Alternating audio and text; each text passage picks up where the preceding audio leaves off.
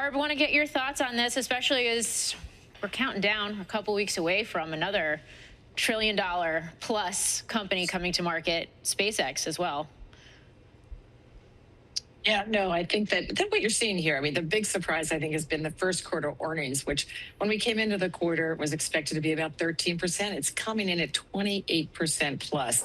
And that's with 95% of the S&P 500 companies having reported. So I think what we're seeing in the market is justified. You're seeing a real fundamental improvement. And if you look at the forward earnings forecasts, both revenues and earnings estimates have come up dramatically, anywhere from the 25 to 40% range. You know, and as Veronica said, it is narrowly based, but this is a huge long tail in terms of the AI and all the surrounding infrastructure and power needs that we have here. So I think the market at some point here will be due for a bit of a pullback. That would be normal. But I think the fundamentals are set up very well for the rest of the year. Salesforce and Snowflake reporting. So when we talk about this AI narrative, and specifically, I think where software is concerned, this AI ghost narrative, as Dan Ives puts it, what are you watching for?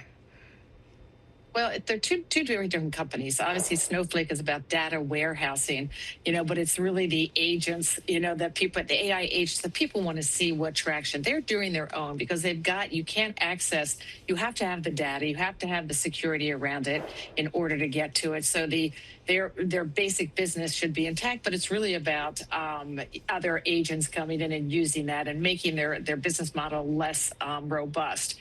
And the other one, Salesforce, is, all the software sector has been hurt because of the fear of disintermediation, people doing their own agents, or also hurting their user-based model, which it can. But they're also rolling out their own agents in order to sort of shortcut that. So we will see. I think this is going to be an important earnings report to see what traction they're getting. I mean, the stock is down since its high, some 35%. It hasn't really participated. ServiceNow, other names have had a bit of a rebound, off their lows.